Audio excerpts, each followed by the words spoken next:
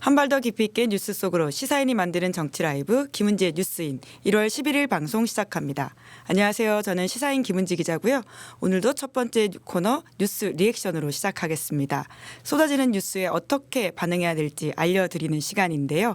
오늘도 어김없이 윤기 기자 안녕하세요. 안녕하세요. 네, 목요일의 뉴스 리액터 김민아 평론가 안녕하세요. 안녕하세요. 네, 굉장히 감기에 걸리셔가지고 고군분투하고 계시는 것 같아요. 감기에는 걸렸고요. 고군분투는 안 합니다. 아, 그러세요? 네, 그럼 그냥 다운된 상태로? 네, 뭐 입에서 나오는 대로 얘기하는 거죠, 뭐. 알겠습니다. 오늘 고생이 많으실 텐데요. 좀 힘내주십시오. 첫 번째 뉴스부터 좀 시작해 볼까요? 이낙연 탈당. 네, 오늘 오후 2시 이낙연 전 총리가 결국 탈당을 선언했죠. 네, 오늘 2시 이낙연 전 대표가 기자회견을 열고 민주당에서 탈당했습니다. 저도 기자회견에 다녀왔는데요. 이낙연 전 대표는 24년간 민주당에 몸 담으면서 전남지사, 당대표, 총리까지 거쳤는데요. 그러니까 오늘 기자회견에서는 좀 거칠게 이야기했습니다. 민주당이 낯선 집이 됐다. 김대중과 노무현의 정신과 가치와 품격은 사라지고 폭력적이고 저급한 언동이 횡행하는 1인 정당, 방탄 정당으로 변질했다. 이렇게 이야기하면서 무능하고 부패한 정치가 대한민국을 더는 망가뜨리지 못하도록 싸우겠다고 했습니다.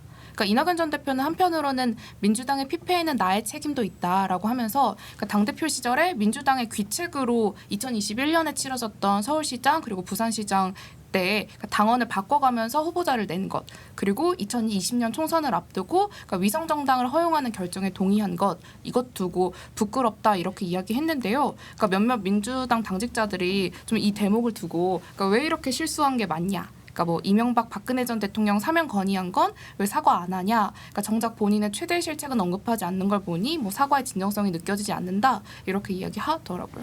당직자들 입장에서는 아무래도 이제 좋은 말이 나오기 어렵다 네. 보니까 이제 부정적인 리액션이 많았던 것 같은데. 네. 예. 당시 좀 현장 분위기를 좀 더 전해드리면요. 그러니까 이낙연 전 대표는 기자회견이 2시에 예정돼 있어서 그러니까 10분 전인 1시 50분에 그 기자회견 장소인 국회 소통관에 도착을 했는데요. 이낙연 전 대표가 들어올 때 지지자들도 이렇게 많이 몰려 있어서 그러니까 이낙연 전 대표를 환호하는 소리가 멀리서도 좀 크게 들렸었고요. 그러니까 통상적으로 민주당 정치인들은 파란색 넥타이, 국민의힘 정치인들은 빨간색 넥타이를 하지 않습니까? 그러니까 사진에는 어떻게 보이실지 모르겠는데 그러니까 이낙연 전 대표는 오늘 좀 자줏빛, 그러니까 진한 빨간색 넥타이를 차고 왔습니다. 어떤 점에서는 굉장히 의미심장하게 네. 보일 수도 있겠네요. 네, 저희가 보통 정신을 볼 때 넥타이 색을 좀 먼저 확인하곤 네. 하는데 진한 빨간색이어서 그러니까 또 한 가지 재밌는 건 그러니까 이 전까지만 해도 이 기자회견을 윤영찬 의원이 예약했었거든요. 이 기자회견 장소를. 근데 윤영찬 의원이 민주당 잔류결정을 어제 했지 않습니까? 그래서 어제 기자회견 예약자가 윤영찬 의원에서 김종민 의원으로 바뀌었고 오늘 김종민 의원은 이 기자회견 자리를 찾았습니다.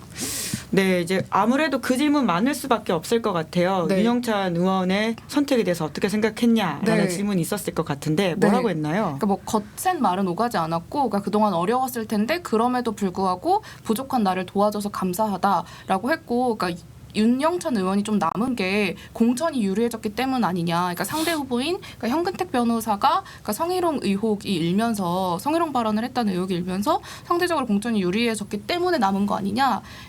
이런 질문이 나오니까 그거에 대해서는 지나친 규정이다 이렇게 이야기하더라고요. 그리고 민주당 의원 129명이 오늘 이낙연 전 대표의 탈당을 만류하는 성명문을 발표했는데요. 그러니까 좀 주요하게 그러니까 이낙연 전 대표의 탈당에 아무런 명분이 없다 이런 지적이었어요. 근데 이낙연 전 대표가 기자들이 먼저 질문하기도 전에 이 부분에 대해서 언급하면서 그러니까 자기라면 훨씬 점잖고 우아하게 말했을 텐데 아쉽다. 그런 노력을 평소에 당을 위해 썼으면 어땠을까 하는 아쉬움이 남는다 이렇게 이야기했습니다. 네, 오늘 탈당 선언문 보셨죠? 봤죠? 네, 어떻게 좀 읽으셨습니까? 글쎄요, 뭐 민주당이 지금 잘하고 있다든가 너무 이상적인 정당이다, 굉장히 뭐 좋은 정치를 하고 있다 이렇게 생각하는 국민은 거의 뭐 없을 거예요. 사실 지지자들도 민주당을 지지하는 분들도 마음에 안 든다 요즘. 그리고 예를 들면 이재명 대표에 대해서도 이재명 대표가 더 뭔가 잘했으면 좋겠다 이런 생각을 하는 분들이 상당수일 겁니다. 지지자들도. 근데 이제 그것에 대한 어떤 표현이라든가 대응을 이제 이낙연 전 대표가 이런 식으로 하는 게 맞느냐에 대해서는 또 의견이 상당히 이제 다른 의견들, 다른 반응들이 많이 나올 건데 저는 그렇게 생각을 해요. 이낙연 전 대표가 이런 선택을 해서 신당을 만들어 가지고 대한민국 정치에 그리고 모두에게 좋은 결과가 나온다고 하면 그건 뭐 좋은 일이죠. 칭찬해줄 일이죠. 박수칠 일이에요. 만약에 그렇다고 하면. 근데 제가 볼 때 오늘 얘기한 내용 정도로는 그러한 결과가 도출되기는 좀 어려울 것 같다는 생각이 들고 반성을 할 거면은 보다 근본적으로 뭘 지금까지 잘못했는지에 대해서 확실하게 반성을 하는 게 필요하다고 생각을 합니다. 여기 이제 뭐 시사인이지 않습니까? 뭐 시사 아웃이 아니고. 갑자기? 저 사실 이 유튜브 이름이 네. 심심하다고 생각해요. 뉴스인 이런 아, 거. 네네. 네, 시사 아웃으로 했어야 됐다. 이거 너무 부정 리액터 다시 나오는 건가요? 그래서 일관되게 다 아웃시키는 거예요. 오늘의 시사 아웃 뭡니까? 그러면 뭐 이낙연 탈당이다. 아웃시키자 뭐 이렇게 딱 가는 거예요. 다 정치. 매운맛. 뉴스를 아웃시켜야 된다. 이게 뉴스냐 이러면서 막 집어 던지고 막 이렇게 하는 게 이제 좋은데. 저희 프로그램 부정 리액션까지. 네. 이름에 대해서. 네. 뉴스인은. 네네. 근데 예를 들면은 이낙연 전 이제 여기 언론사에 와서 제가 얘기를 하는 거니까 네. 특별히 말씀드리면 이낙연 전 총리가 신문 기자 출신이거든요. 네. 동아일보에서 네. 일을 했죠. 언론에 대해서 누구보다도 잘 알고 언론의 생리에 대해서 아주 뭐 정통하신 분인데 지난 정권 때 그런 일이 있었단 말이에요.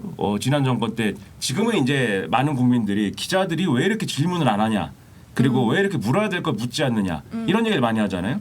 지난 정권 때는 뭐라고 그랬냐면 기자들이 왜 이렇게 건방지게 물어보냐고 하는 그런 시기가 있었어요. 그때 이낙연 전 총리가 뭐라고 그랬냐면은 신문의 문은 신문의 문자가 이 한자잖아요. 한자, 예. 네, 신문의 문은 들을 문인데 물을 문으로 착각하는 기자들이 있다. 이렇게 얘기를 했습니다. 오늘 민주당에 대해서 민주당의 어떤 팬덤 정치라든가 이런 것들이 일상화된 그러한 정치에 대해서 비판을 상당히 많이 하셨는데 지난 정권 때 그 팬덤 정치라든가 그러한 어떤 것들의 부정적인 측면들이 있잖아요. 그것의 최대 수혜자 중에 한 사람이 이낙연 전 총리였어요. 그때 당시에. 그것 중에 거기에 편승한 예 중에 하나를 제가 지금 말씀드린 거예요. 신문에 문자가 한자로 들을 문자인가요?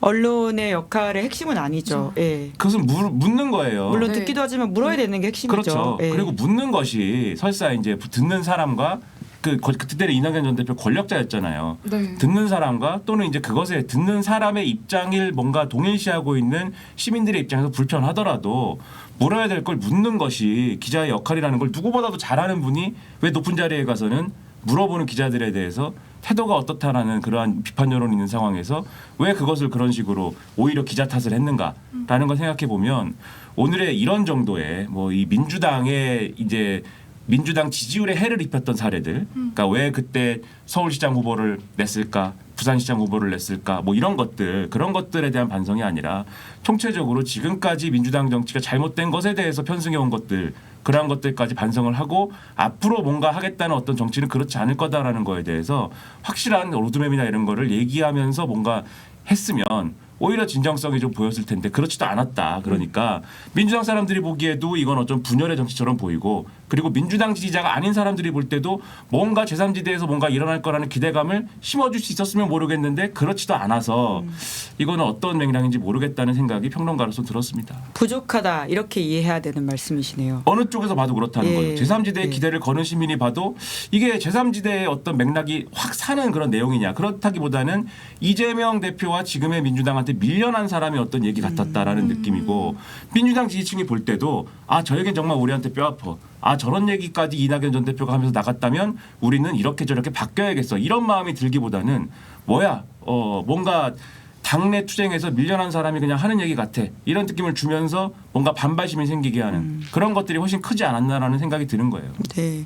그 와중에 저희 제작진이 이야기해 줬는데요. 들을 문에는 냄새를 맡다 질문하다의 뜻도 있다라고 하는데 이낙연 전 총리가 만약에 그랬다면 굉장히 본인이 유리한 쪽으로만 단어를 해석했다라는 게 확실하긴 하네요. 뭐 한자 전문가이셔서 그런지는 모르겠습니다. 저는 이제 한자 잘 몰라서 예. 고등학교 때 한자 수미양가 양이었어요. 양. 수미양가가 너무 옛날 시절 아닌가요? 그게 뭘까요? 저 MZ 세대인데 MZ의 맨 앞에 있는 MZ 세대 최고령인데 제가. 네. 또 댓글 네. 코코님이 달아주셨는데 당 대표로 그러니까 이낙연 전 대표가 당대표로 130석을 승리하고 무엇을 180석. 180석을 승리하고 무엇을 했는지 대선 국면부터야 이재명 책임이지만 그 이전에는 제일 책임이 크신 분 아닌가 이렇게 이야기해 주셨네요. 예, 반성문이 더 필요하다라는 취지의 지적들인 것 같은데 이은기 기자도 민주당 쪽 좀 취재했잖아요. 어떤 이야기 나왔어요? 네. 오늘 그 이낙연 대표 탈당하지 말라고 만류하는 민주당 의원 129명 성명문에 이름을 올린 의원 중에 그러니까 지난 대선 그러니까 민주당 경선 때 그러니까 이낙연 당시 후보 캠프에 있었던 의원들한테 연락을 좀 해봤는데요. 그러니까 제가 통화한 분들 중에서는 그러니까 이낙연 전 대표를 이해하기 어렵다는 반응이 대부분이었습니다. 그러니까 아마도 그 만류하는 성명문에 이름을 올리셨던 분들이라서 더 그랬을 것 같은데요. 그러니까 지금이 매우 당이 위기인 상황인데 그럴 때 당의 분열을 막아야 한다. 그러니까 나가면 어쨌든 정권 견제를 해야 되는 상황에서 좀 표가 분산될 소지가 있다 이런 이야기들 했었고요. 그러니까 이낙연 전 대표가 그러니까 지금의 민주당과 이재명 대표에 대한 분노가 되게 큰 것 같다. 그 분노 때문에 그러니까 평소에 안 하던 발언들 왜 그 민주당 전과자가 44%다 이 발언이 있지 않습니까? 뭐 나중에 그런 정정하긴 발언도- 했죠. 네, 41%라고. 예. 그런 발언도 나오는 것 같다라고 이야기했고요. 그러니까 신당이 얼마나 영향력을 끼칠 것 같냐라고 물어본 것에 대해서는 뭐 그건 국민들의 선택에 달린 거 아니겠냐 이러면서 좀 말을 아끼더라고요. 근데 이제 41%로 정정했다 그 부분은 뒤에 이제 그 부분을 덧붙인 게 있으니까 그러니까는 44% 설, 41% 설의 맹점은 그 전과라는 게 그러니까 일종의 민주화 운동, 노동 운동 하다가 예를 들면 집시법 위반이라든가 또는 이제 뭐 그 과정에서 생긴 어떤 전과까지 합쳐가지고 그 네. 비율이 나오는 거잖아요. 그러면 그것을 전과라고 보는 게 맞느냐라는 문제가 생기는 거여서 그거는 좀 빼야 되지 않습니까? 그렇게 따졌을 때 이제 비율을 따지면 네. 몇 퍼센트냐? 요게 이제 이전에도 지적이 있었거든요. 16%인가 네, 17%가 뭐 그래요, 그렇더라고요. 그게. 네.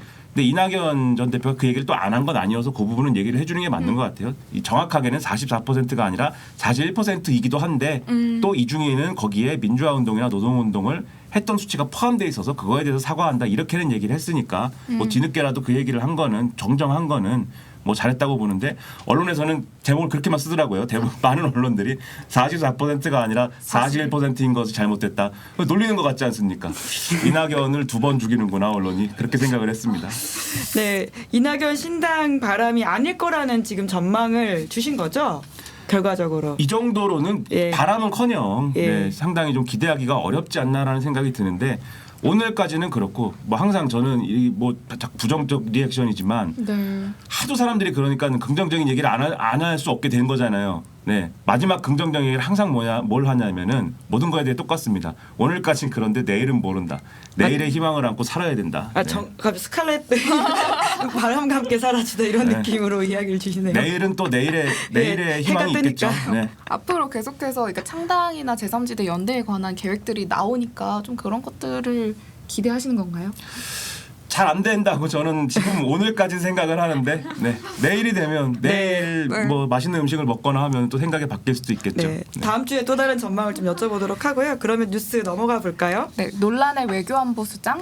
네, 조태용 국정원장 후보자 말하는 것 같은데 오늘 청문회가 있었죠. 네, 오늘 조태영 국정원장 후보자의 인사청문회가 진행됐습니다. 그러니까 시작 1시간 만에 청문회가 파행됐다가 다시 속개된 해프닝이 있었는데요. 그러니까 조태영 후보자가 자료 제출을 성실하게 하지 않은 게 문제가 됐습니다. 그러니까 외교부 재직 당시에 음주운전을 했는데도 외교부에선 징계 처분을 받지 않은 이유. 그러니까 해병대 최상병 사망 사건 관련해서 그러니까 대통령이 경로했다고 알려진 그러니까 문제가 됐던 바로 그 7월 31일 그러니까 수석보좌관 회의에 안보실장으로 참석했는지 여부 그리고 또 그러니까 두 아들이 모두 공익근무요원 같은 보충력으로 복무를 했는데 그 복무한 이유에 대한 자료를 제출하지 않은 건데요. 그러니까 민주당 윤건영 의원은 인사청문 자체를 형해하고 있다라고 말했고 또 민주당의 소병철 의원은 후보자가 청문회를 고의적으로 무력화하고 있다 이렇게 비판했습니다. 그러니까 국민의힘 간사인 유상범 의원 같은 경우에는 자료 요구가 지나치다 이렇게 반박했는데요. 그러니까 조태영 후보자 같은 경우에는 윤석열 정부에서 계속 중용되어 왔습니다. 그러니까 21대 국회에서 국민의힘 소속 의원으로 있다가 2022년 6월에는 주미대사, 2023년 3월에는 대통령실 국가안보실장으로 임명됐고요. 안보실장으로 임명된 지인 9개월 만이죠. 이번에는 그러니까 인사 잡음 이 반복돼서 그러니까 김규현 전 국정원장이 사실상 경질되면서 그러니까 안보실장으로 임명된 지 9개월 만에 새 국정원장으로 지명됐습니다. 그러니까 청문회 자리엔 사실 이번에 처음 이제 네. 올라오게 됐기 때문에 검증 이야기들 여러 개가 나오고 있는 것 같은데 네. 공직을 꽤 오래 맡은 분 치고는 또 처음 나오는 내용들이 있더라고요. 네, 이번 청문회에서 좀 쟁점이 됐던 건 그러니까 아까 말씀드렸던 것처럼 그러니까 조태영 후보자가 외교부 재직 시절에 음주운전으로 벌금형을 받았던 적이 있습니다.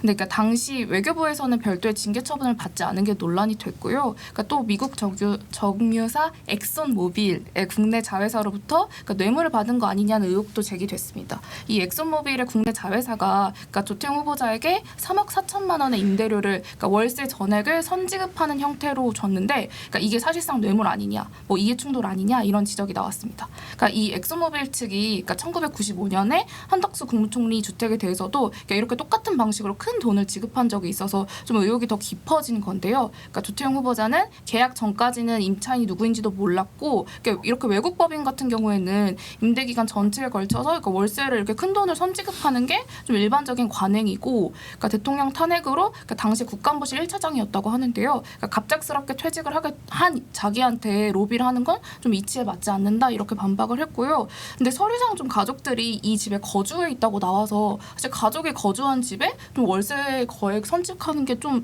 이상하지 않나라고 생각을 했는데 그러니까 조태영 후보자는 그러니까 자택 한 층은 가족이 거주하고 그러니까 또 다른 층을 임대를 내줬다 이렇게 이야기했습니다. 예, 근데 이게 한덕수 전 총리 청문회에서도 쟁점이 됐던 사안이다 보니까 네. 참 공교롭다라는 생각이 많이 들긴 하는데, 그러니까 인사청문 형해야 됐다라는 말에 대해서는 김민하 평론가께서는 좀 어떻게 보세요? 이 정부 들어서 인사와 관련된 이야기들이 계속 나오고 있긴 하잖아요.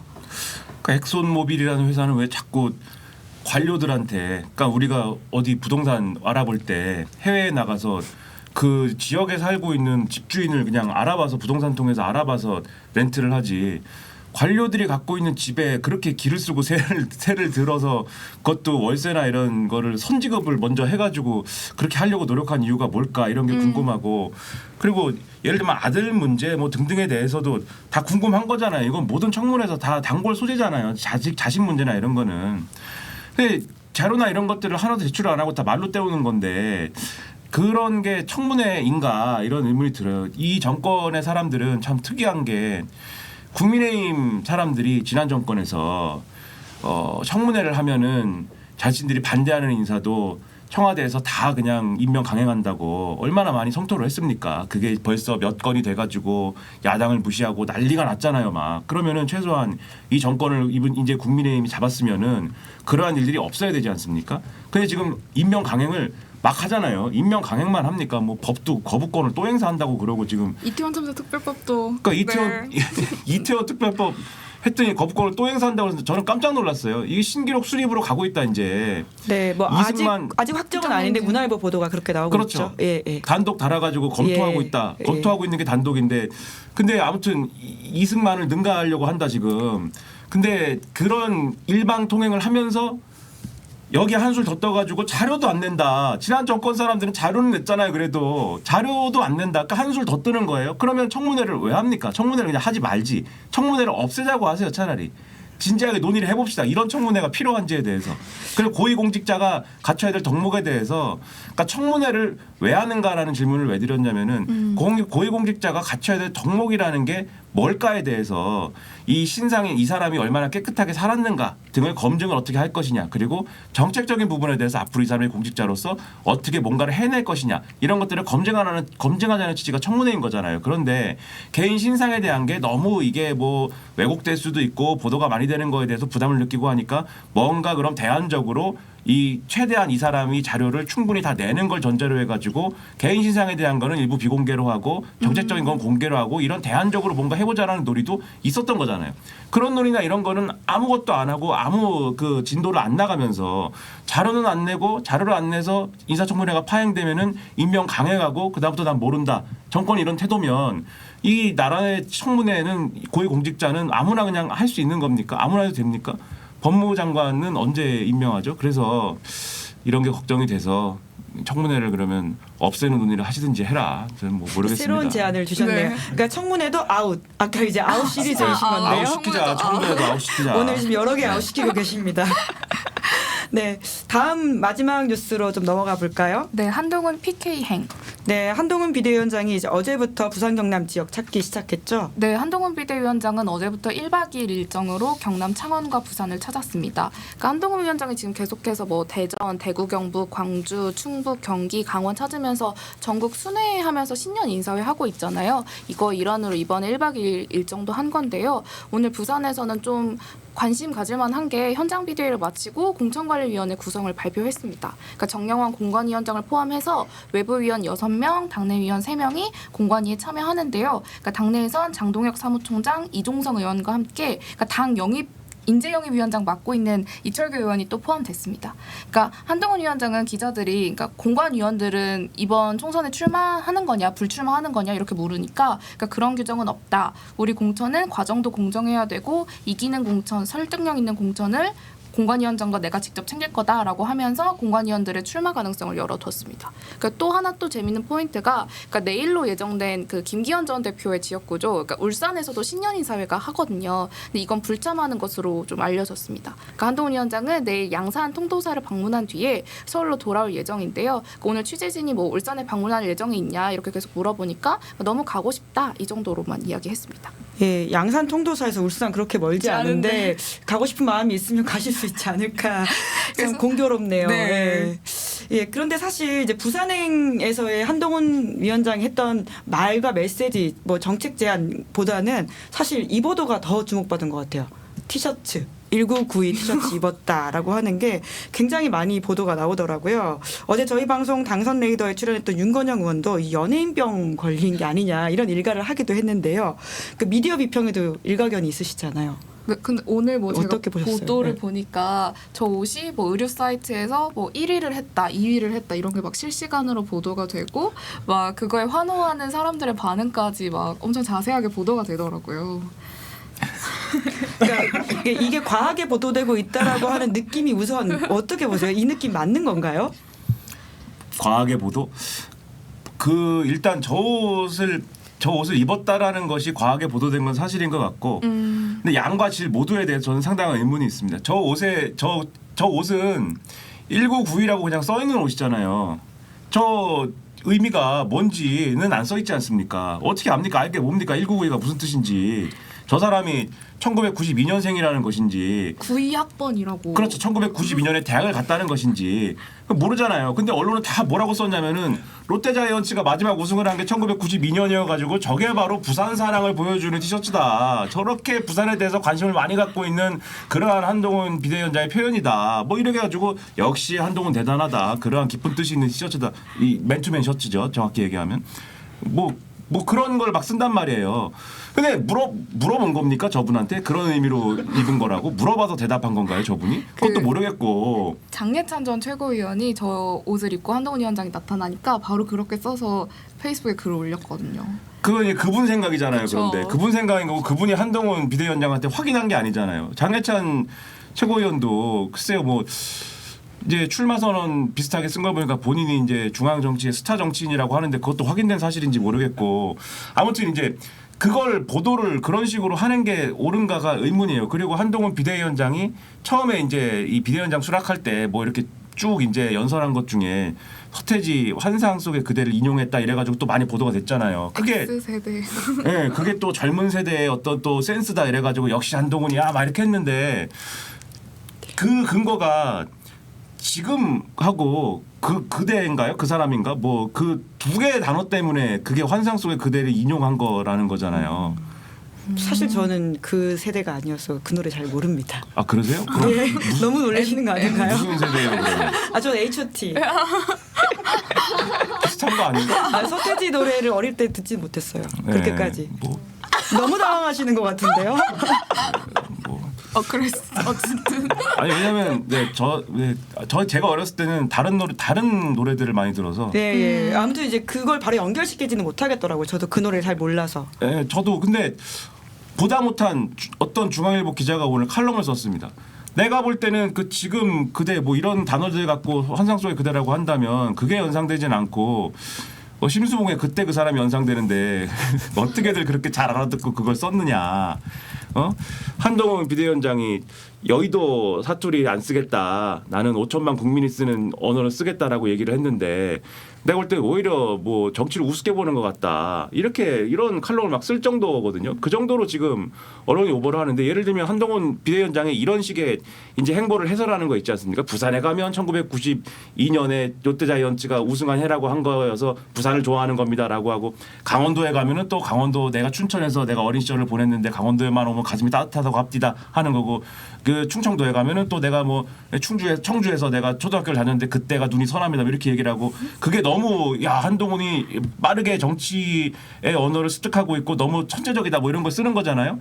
만약에 제가 출마를 해가지고 어디 뭐 중앙 정치인이 돼서 저도 스타 정치인이 돼가지고 스타 정치인이 돼가지고 누구처럼 저는 고향이 3개입니다. 이러고 다닌다. 수원, 서울시 은평구, 서울시 영등포구 3개입니다. 고향이. 어느 한 곳도 저는 소홀히 한 적이 없습니다. 이렇게 얘기하면 욕하죠 사람들이. 넌 고향이 그래서 어디라는 거야.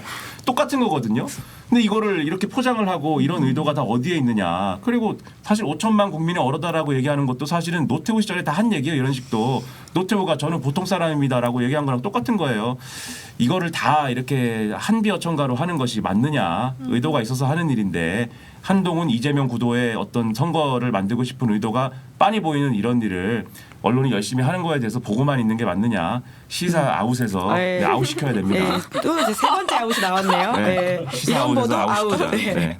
오늘은 아웃 리액터로 이해를 하도록 하겠습니다. 네, 시사 아웃으로 이것도 바꾸고.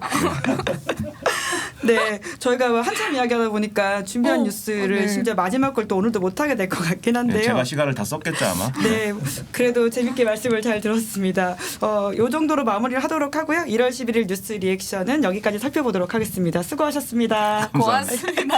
네, 잠시 후에는 이현주 전 의원과 함께하는 언주 유골 시작하니까요. 잠깐만 기다려 주십시오.